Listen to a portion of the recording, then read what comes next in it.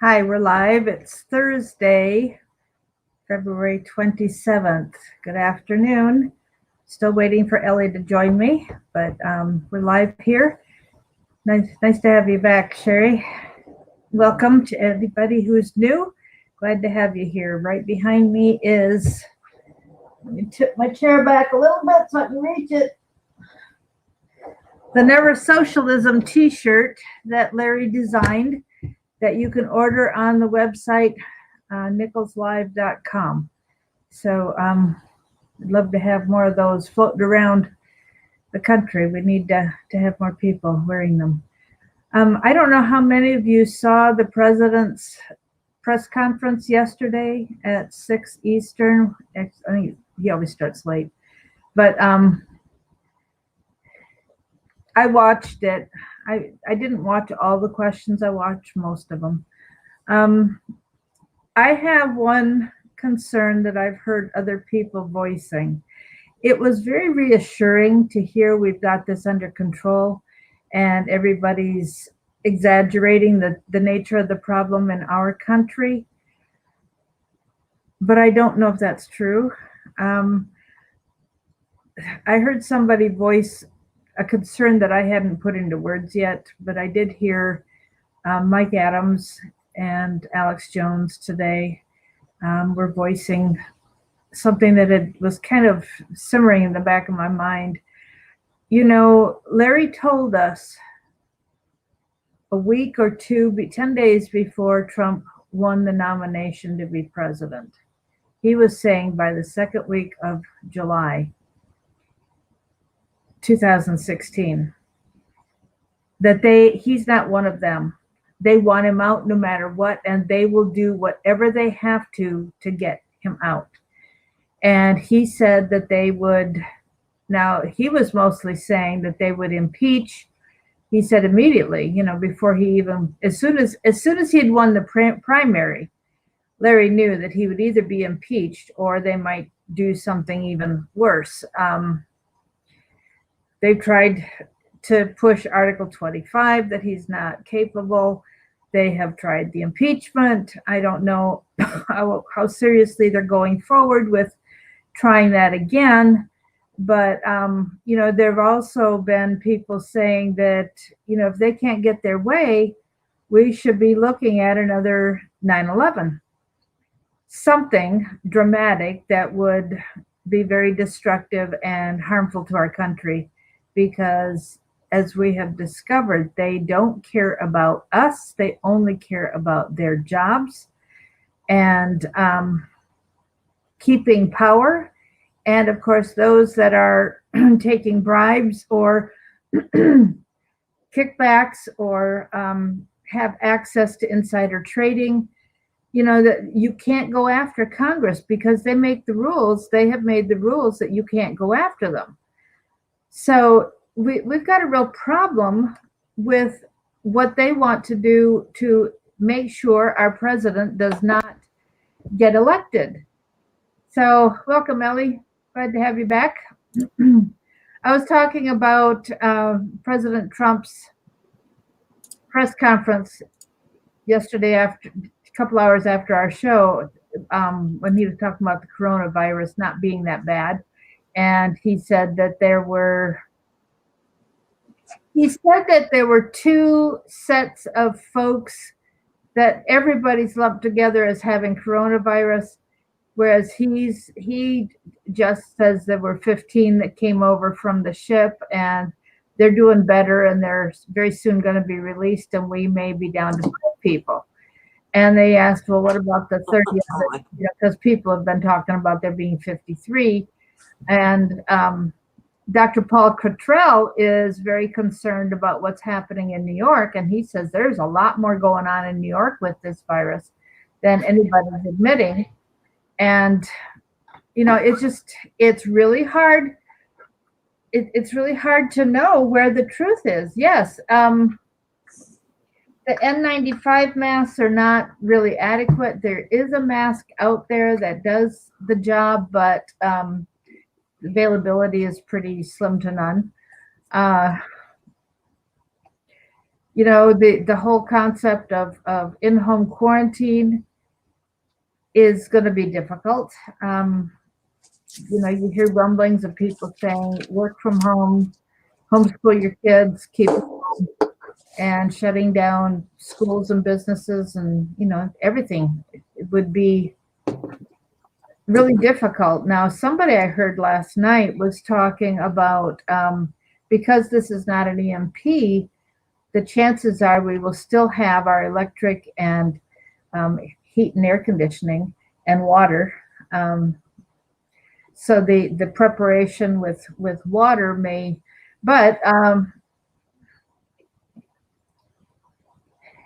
anyhow, thank you, Pam, for what you're offering. I didn't know what his background was. That's really interesting. If Paul Cottrell has a PhD in business and his doctorate's a business degree, not a medical doctor, my goodness, he's coming out like he's the major expert and everybody else is wrong. It's amazing. Now, I did hear yesterday, Mike Adams was on Alex Jones' show and they interacted a little bit, and he had Dr. Francis, what was his name, starts with a B, Bowling maybe, who's been on before, talking about how devastating this is going to become. So anyhow, he was on again yesterday, and I was listening to that this morning. But then, as you could see from a little bit of difference behind me, they have now staged my house pictures tomorrow, open house Sunday, and hopefully by Monday night I can start do the rest of the packing and call the moving truck and be ready to head out. So get ready, Elly. Be on your doorstep before you know it. Speaking of Conway, Arkansas, there is no word from Larry, no word from his family, no word from Mark, no word from other friends. Nobody's hearing anything. So, Mary Ellen? Yes, ma'am. I drove by his house yesterday just to see. Yeah. It was dark. It was dark outside, but I didn't see any lights on. So, and it was about, I'm going to say in between 6:30, 7 o'clock. So, I don't know. Well, so she's in bed? I don't know, but you can't see the back part of the house. So I don't know where their rooms are. It wasn't dark. It was kind of dim dark. Like maybe they had the lights down in the living room, kind of.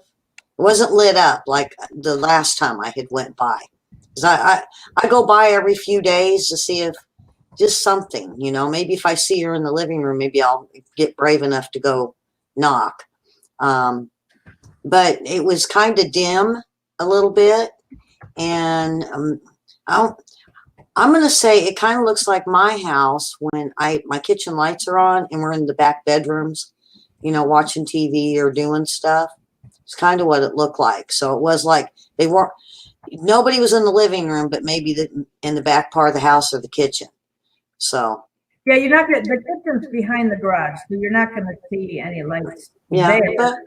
And if the front door is closed. It's a glass door, though. I could see in to like the living room.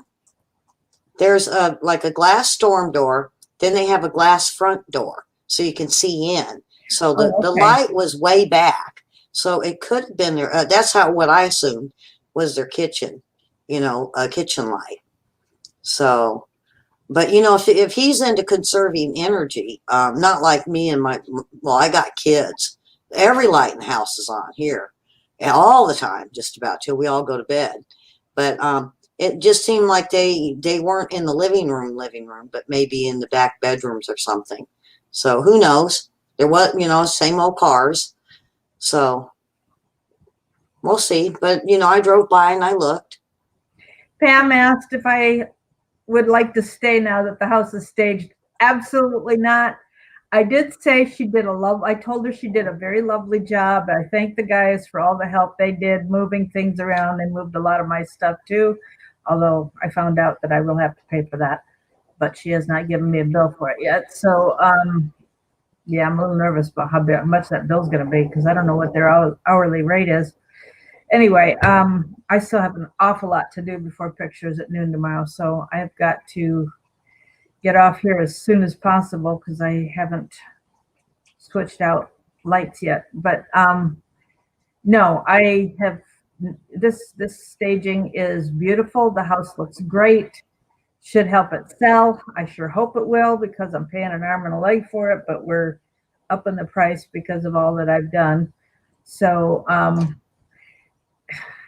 I am so ready to get out of here and so happy not to be. This is not my home anymore. And so I am ready to move on to something new and looking forward to working at the university, volunteering at the university with Elly in helping to wake the students up on communism and maybe Definitely. seeing being in the center of the country, what else we can do. Larry and I had talked about, I really wanted to help travel and, campaign for Trump and talk about socialism and wake people up and talk to church people about making sure they vote. But I can't do that by myself. I just am not going to travel the country alone. So, Northeast Tennessee I've been there. I've been up in, oh, That's where all the whiskey places are. yeah, living. Northern Tennessee and Kentucky is where all the whiskey makers are. We went up to Ohio a few years ago, and we were coming back, and so we were hitting like the southern part of Kentucky and into northern Tennessee, and it was like every 20, 30 miles, it was another whiskey place. And then all of a sudden you dump off in northern part of Tennessee and it was Loretta Lynn's place. So I got to go there. I'm a big fan of Loretta Lynn. So I got to go to her little place there too. I wonder if that's where, who was it? Volunteer Country. So maybe that's right around where the Loretta Lynn Museum, or what it was, a store or a museum or something like that. So, I did since you did the coronavirus, I did a timeline this morning on my show of Trump because they're saying he hadn't done enough. And, the thing about it, Mary Ellen, these dumb idiot Democrats, they could have done a resolution at any time, the second they heard about it, for funding. Anytime. And here they're saying not enough money. He was late. Well, where were they in the beginning of November when it first hit? And they could have done a resolution for it. They could have came up with funding for scientists. They could have come up with, not to mention they said, oh, he cut the CDC. No, he didn't. Obama did, but Trump didn't. And if they were so worried about it, why didn't they do a hearing and resolution? I'm pretty sure Senate went right through. Exactly. All you have to do is they're the law passers. All they have to do is pass a law and ask the president to sign it. And so they can't. I mean, he's not the one that makes laws. He's not the appropriations committee. Come on, guys. Ways and Means, I bet would be the one they would use. And it's got really good Congress and Senate on both sides. And he's right. Where are they at on working together as a whole? Because it's not just a Democrat or it's not just a Republican getting this virus. It's everybody. The virus is not political. And I heard that, and I thought on it, and I was like, you know what? It's not. It's not choosing an either side to infect. It's everybody. And him closing the borders, I think I told everybody on my show this morning, I want the whole thing closed because we have to quarantine the virus, and I agree with all the CDC and the doctors. We have to quarantine it. In order to quarantine it, you close it all off, and you keep them from going anywhere, and you keep people away from the patients. Well, that's what we got to do with the United States. We got to close it all the way around and quarantine it until we get rid of the virus in the States. You know, that's how you eradicate. You know, even Ebola, they did the same thing. They closed off the towns and they got rid of it, you know. So the Democrats can just keep on crying and throwing a fit. And I think we just need to close all the borders and keep it from even moving into Canada. You know, we need to think on that if they haven't got it already. So. Donald, I do not know what Pius IX said in 1939 about socialism. I do not know. Yes, I'm trying to think because I've studied on it. Yes, I agree, Chris, that they don't care about thousands of people being infected as long as it hurts Trump. Yeah. And so, and you know, and crazy. They're going to have their story, their view told on the media, and people are going to believe it because they have no access to knowing anything different unless they listen to Trump's press conference and, you know, listen to shows like ours and Alex. And then there was such a discrepancy between what Rush Limbaugh said yesterday and what Michael Savage said. Michael Savage apparently has some kind of medical degree in epidemiology, I think it was. And Michael Savage is screaming bloody murder about it. And Rush Limbaugh was kind of going along with what Trump is saying. And the question is, you know, when you think of the head of the CDC is Rod Rosenstein's sister. And you know, is she going to be putting stuff out to hurt the president? And who are the advisors that he has? Are they out to help or to hurt him? And they give him really bad advice because he doesn't have access to all the information or time to, you know, watch things on YouTube like we do. And so, you know, he has to go by the information he's given. And so if they give him bad information, he looks bad, and the buck stops with him.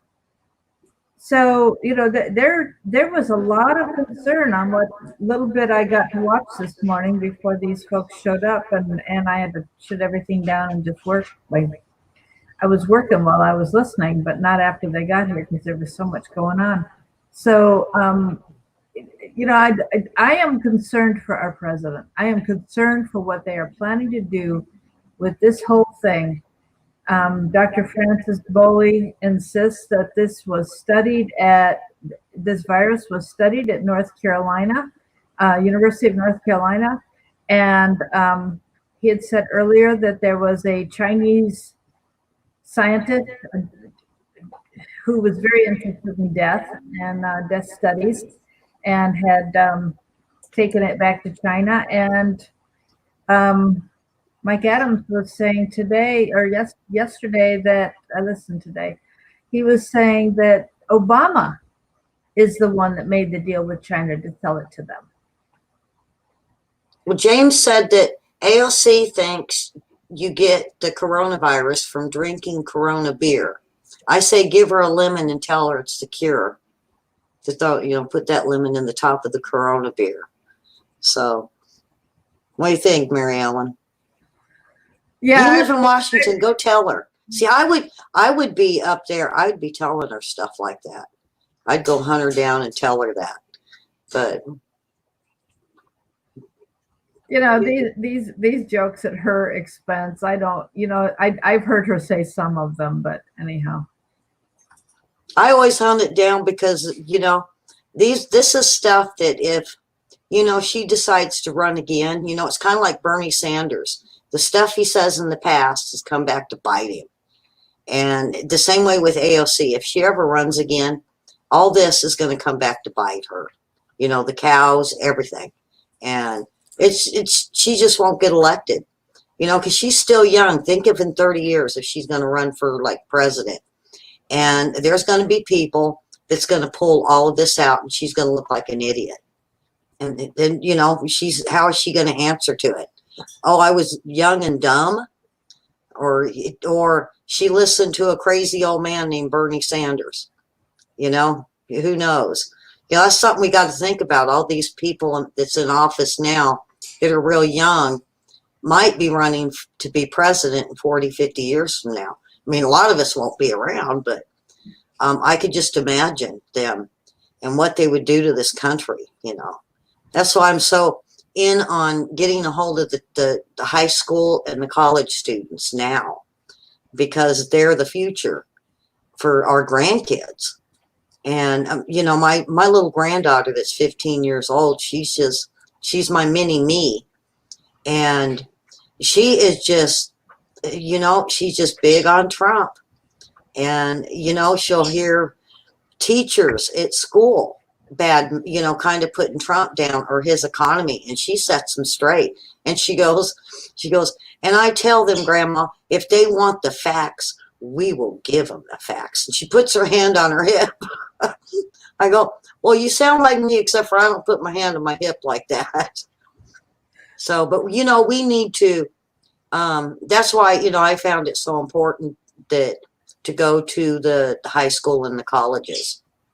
And maybe that's why you're meant to be here, Mary Ellen. You never know. Yep. C. Jacobs brings up the number of Muslims that are running for office all over the country. Remember, that is an indication. The fact that they are trying to take over our legislature so they can bring in Sharia law is an indication that their numbers are sufficient, that they now think they are ready to take the country over. So it is really important to you know, make people understand, talk to people. So, you know, the other thing this morning that I caught, and it was one of them aha moments, is the New York Times. You know, Trump's taken them to court. And I think the only reason why he took them to court was he caught them in the trap. You know how he always gives them that leeway and they get caught? Well, when they put that fake story out of it, they claimed it was the facts. Well, now they're coming forth saying, well, no, it was just an opinion.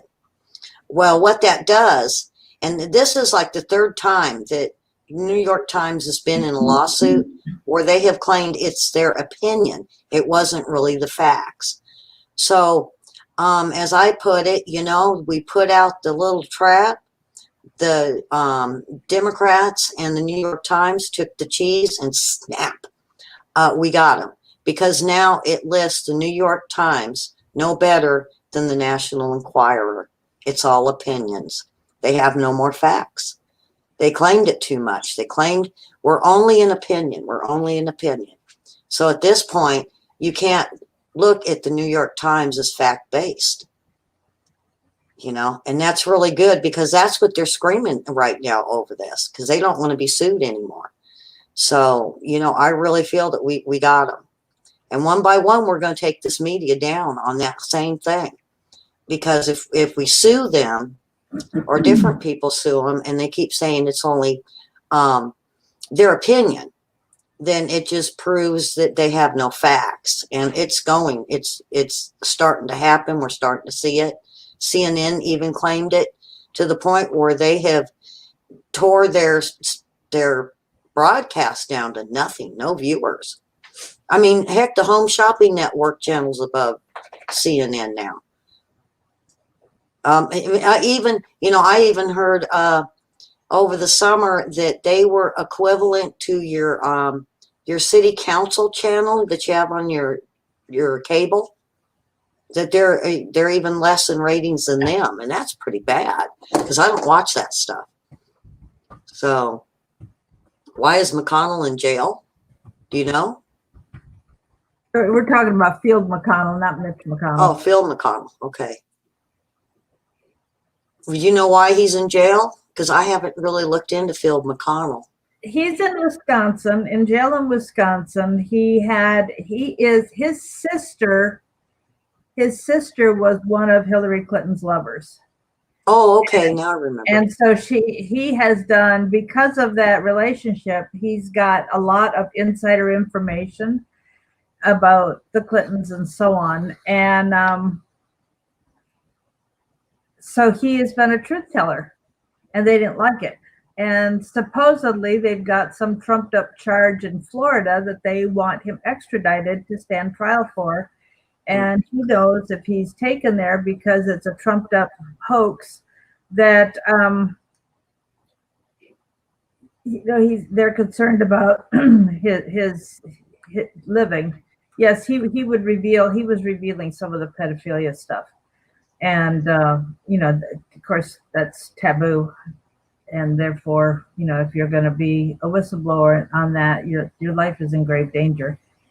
And they have kept him. They had a certain amount of time they were legally allowed to keep him. They have gone way over that now, and they're just keeping him to keep him out of the limelight, keep him away from being able to say anything. So, And Chris mentioned the Pope in full support of homosexual behavior. Do you remember the story that came out when they were imprisoning the nuns for sexual slavery? There was a nun that came out in the early 90s that was down there, I believe, in South America. And they had a bunch of them locked up in like a dungeon type thing, or and were abusing these nuns. And they got out and they spoke on it. And they were even talking about the pedophilia back then. And it's really sad because it went to the Pope back then, and nothing was ever done. And they spoke out, I believe, up to their deaths. That was the first time that caught my eye on the Catholic Church being, not so right. I grew up Catholic. So, I was real into, the Catholic religion. And I was lucky enough in the 70s to have a very fine Father Gabrielli that I went into his office and was talking to him and asking him questions of why we had to read their Bibles and, the ceremonies, how come we weren't like getting Bible lessons. And he told me that the Catholic Church was a ceremony. And if you really like beautiful ceremonies, that would be the way to go. And he said, but in order to learn an in-depth part of what Christianity and what God is and Jesus is, I would have to seek another church.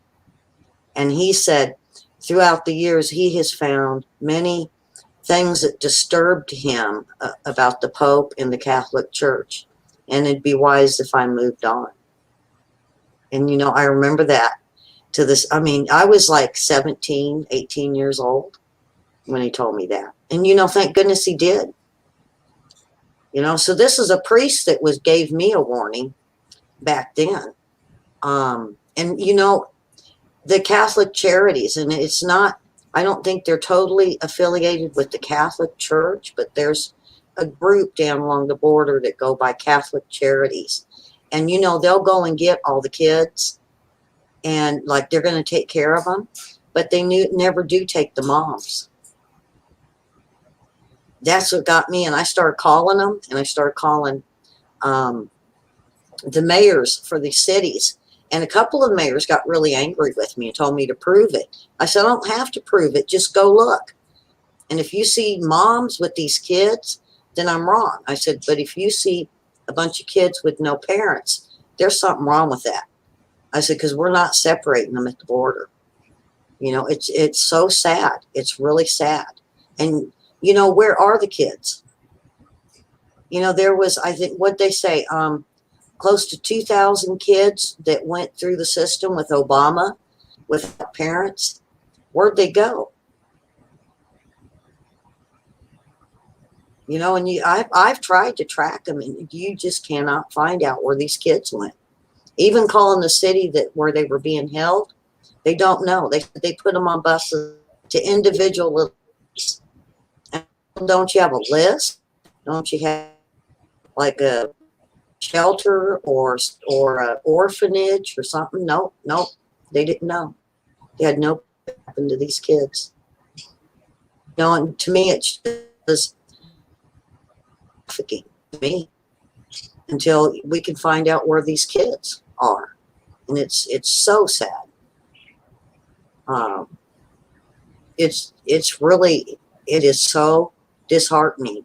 And when you see these Catholic charities, you'll look and it's all open societies that's running with them. And we all know open societies, and he's running under a new one, civil societies now. I don't know. I've told you guys. So if you see civil societies, it's still George Soros, because he's going on under a new thing, because I guess open society is known now.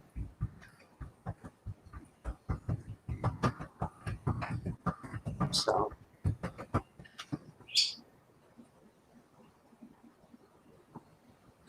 Larry does not trust, we have somebody talking about Mike Pence.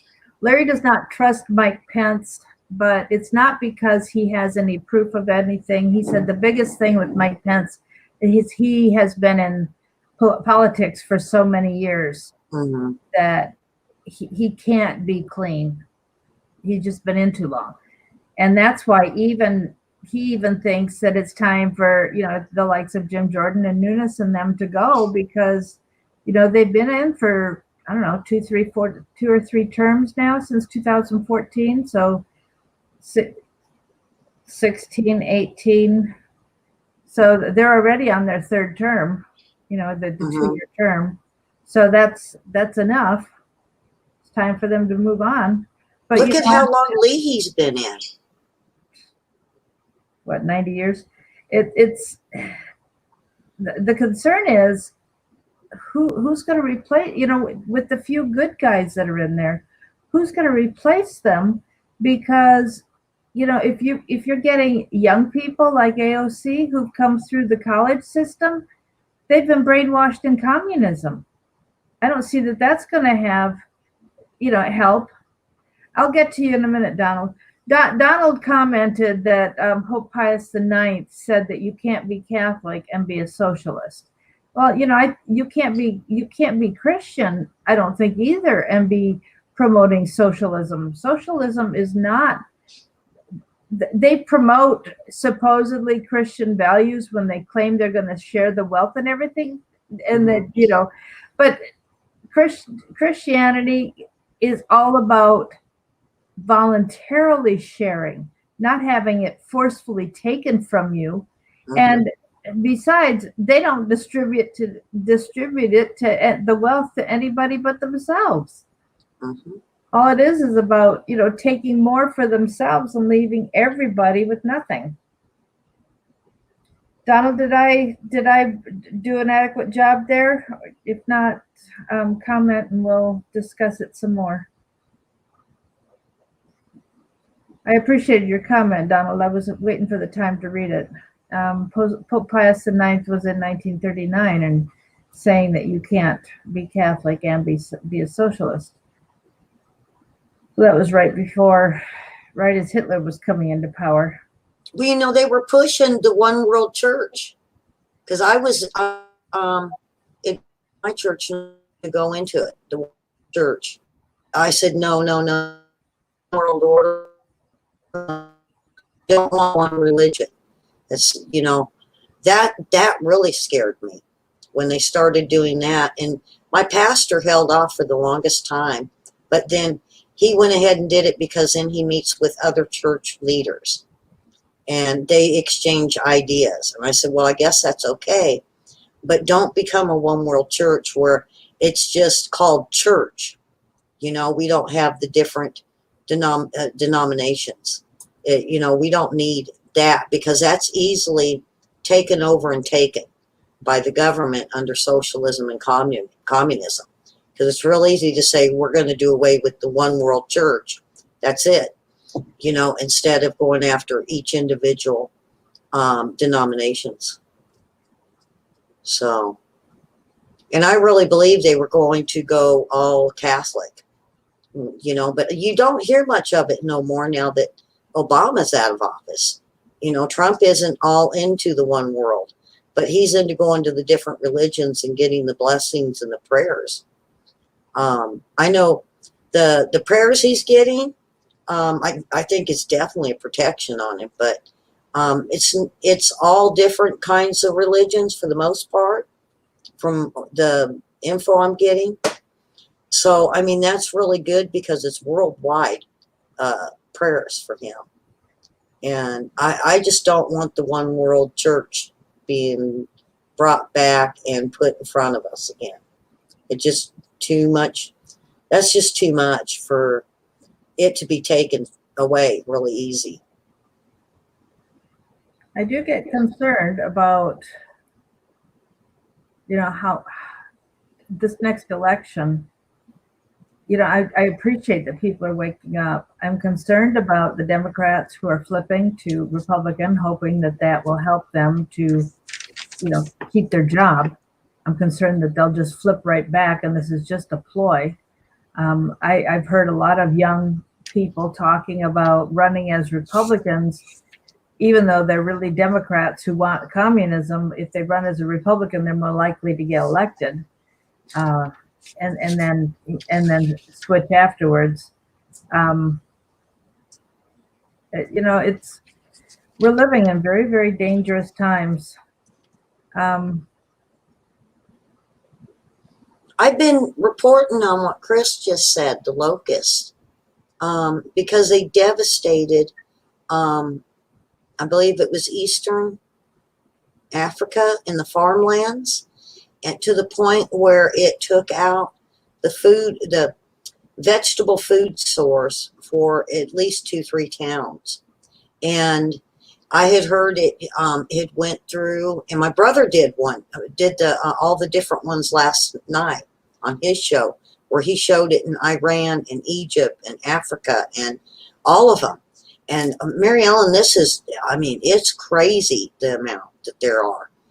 And it's even been reported that they're entering China now. Yeah. So whatever this swarm of locusts is, it's massive. You see the videos of it, it turns the sky almost like dim. It's that many. And it's just, I've never seen so many. We get a lot of katybugs here, but not that many. Not, wow. If you've seen the videos on it, you might have to watch them later, and, go each country. And it's really intense, and millions of them. It's just really crazy. And he mentioned Genesis and Revelation last night for it. He read verses from Genesis and Revelation for the locust. Who did? Your brother? Mm-hmm. On the end times, when with the locust and the blood and the earthquakes, but he did read. He said the ones he found that was closest to it was Genesis, and then of course Revelation. But he says we have to remember that's not the end yet. So that's something, the earthquakes. Mary Ellen, I don't want to say dumbfounded. I'm concerned on the earthquakes right now. Usually they go down, and, I have a lady in my room, Karen, that me and her discuss earthquakes every morning. And, they've been running like 2s and 3s. And of course, I mentioned to you, it concerns me that they keep going in Puerto Rico. But usually you get 2s and 3s all over the world. I'm seeing 4s and 5s. And then on the Atlantic plate, they had 2 of them back to back this morning. And they weren't, the one was a 5.3, and then the one after it was a 5.1. It was further up the Atlantic plate. And, I have not seen very many on the Atlantic plate, but I'm not an earthquake, what do they call them? Earthquakeologist.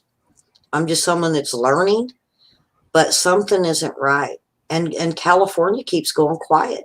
And I'm kind of concerned for California. I really am.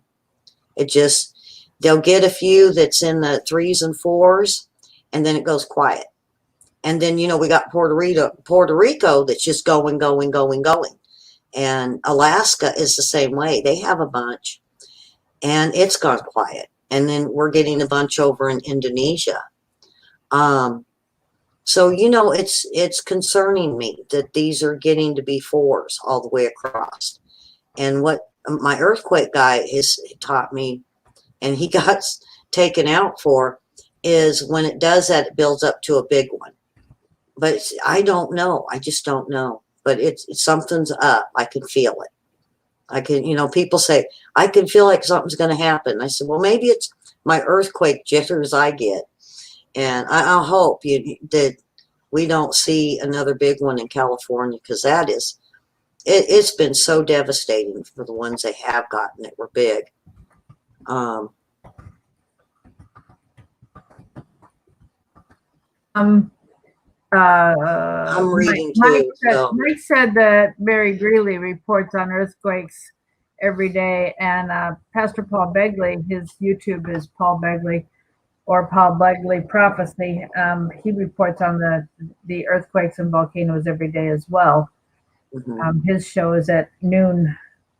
His show's at noon Eastern for 2 hours, and that's one of the things that he does, is goes through a report, and a lot of times he'll mention something from Suspicious Observers. Is that it, or Skywatch?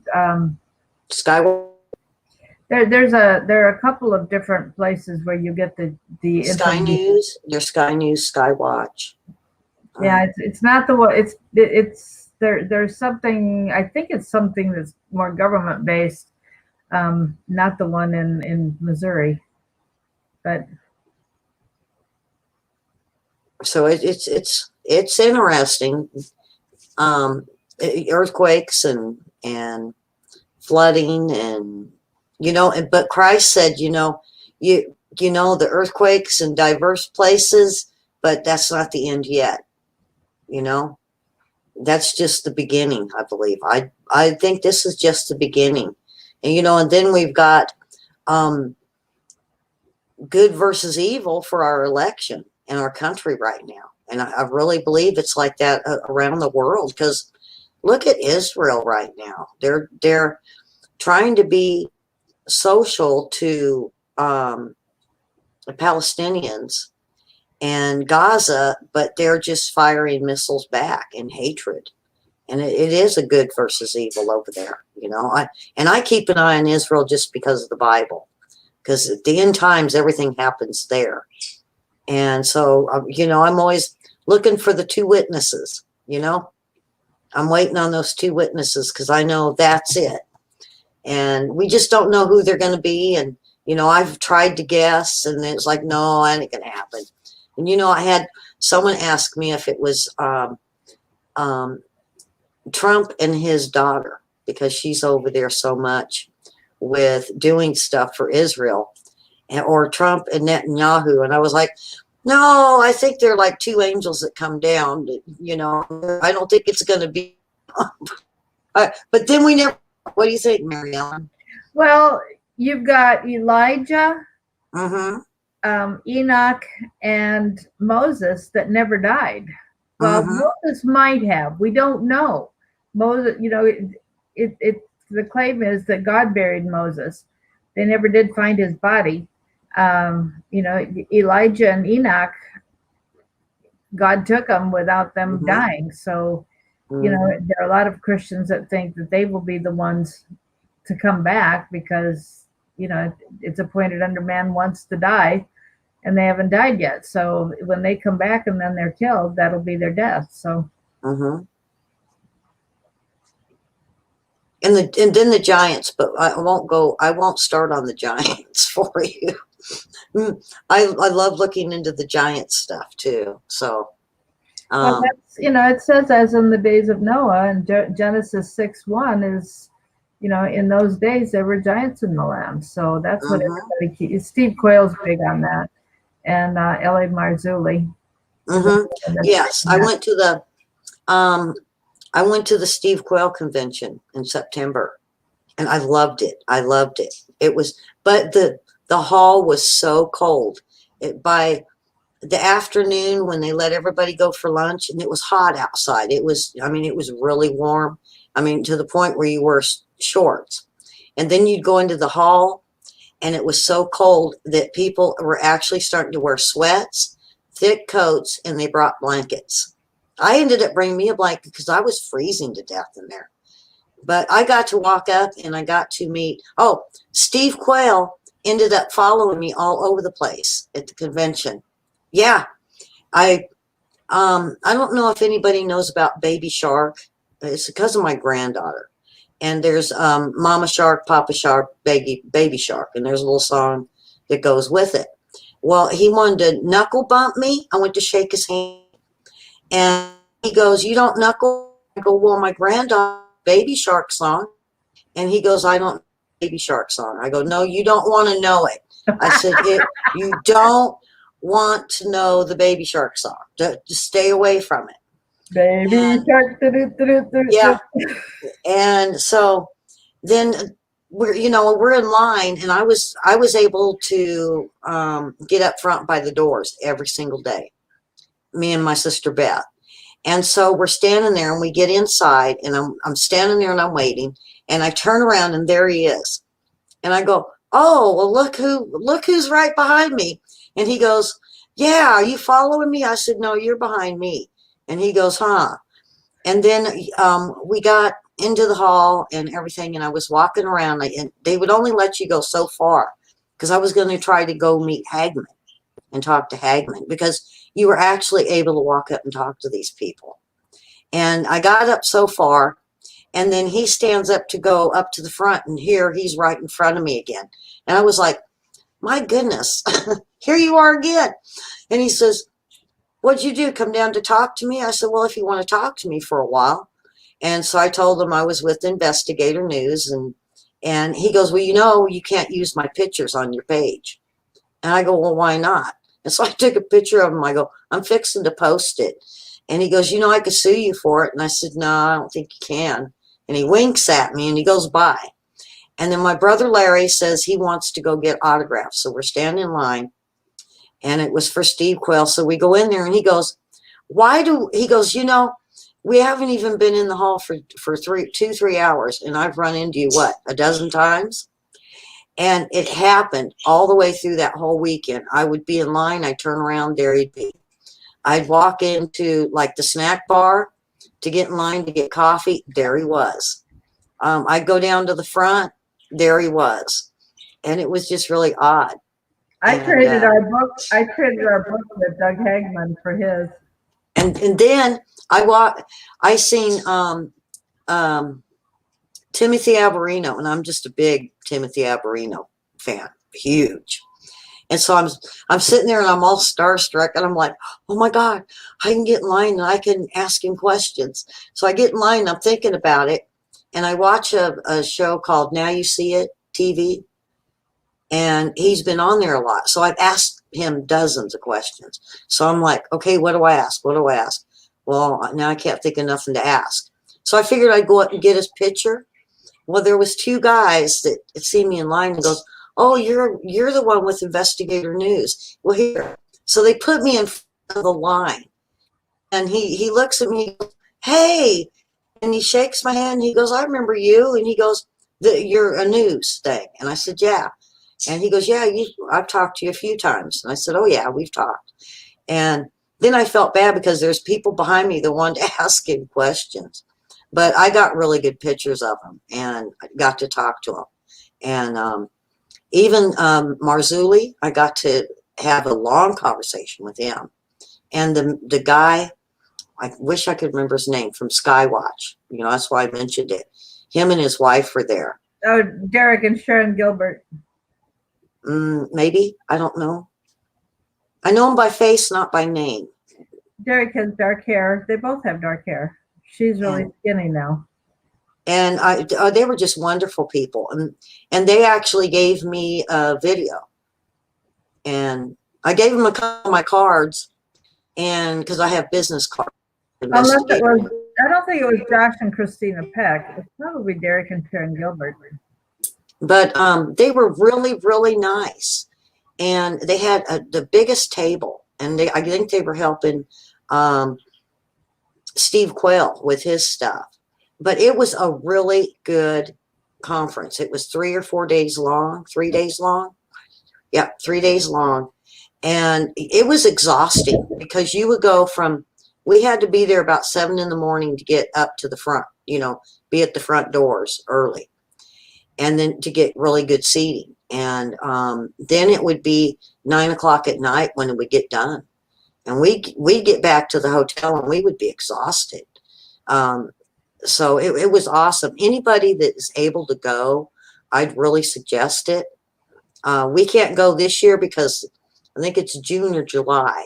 And there's just no way with all of our schedules. All of us got stuff going on. So we're unfortunately going to have to miss it this year. But I think my brother's going to do the teleconference. He does it on his. Oh, the live stream. So. Yeah. It was in Missouri, Linda. So Branson, Missouri, I think. Yeah, it was in Branson, Missouri. Mm-hmm. Yep. And Branson is just a wonderful little town. It's so cute. I think it's cute, is what I kept telling Beth. And she goes, well, no, it's just kind of like cramped up in one spot. And I said, yeah, but I mean, when you would go to places, it was like you didn't have to drive very far. You could park in one parking lot and then walk to the other things, the shows and stuff. And we went to the Dolly Parton show there, and it was really cool. I have to say, I did like the pirate one in South Carolina way better, the dinner show. But you know, I'm big and active on yelling and hooting and yahoos and yeehaws, and so I fit right in with the Dolly Parton stampede. And they did a great. At the end of the show, they had the horses come out with them American flag, and it was just beautiful. Awesome. It was just absolutely beautiful. All right, it is time for me to get back to taking advantage of the fact that I have some sunlight, so I can turn the electricity off and change out some lights. So if anybody has an ability to help Larry, I'm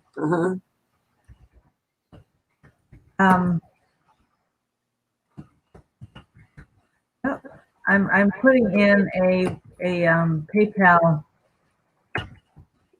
account. I just typed it in for the live chat. If anybody wants to donate, that's the PayPal account to use. Otherwise, if you're watching later, you won't be able to see that. Then text me, and the text phone number is across the screen here. So text me if you want to donate, and I'll give it to you. He's got the money that he's going to help with. So I got good news. Yes, I'd love to hear last thing. I've been talking with Jason Goodman. Oh, good. He had me on with Larry a long time ago. Right. Well, I mentioned your name, that I told him I was doing the show with you. And I had told of him again. I was working on series, and I got it going. I'd call back on it. So when I started the Clinton Crimes, about a month ago, I hit him up with another text, and I said, I'm working on Clinton Crimes. Give me a couple weeks, and then maybe we can get together. Well, he called me last night, and he is interested in the Clinton Crimes. series. Good. And so we're going over pretty much what he wants me to do a show on. And he's not sure. He's trying to find a day next week to put me in, so I could be on a show next week.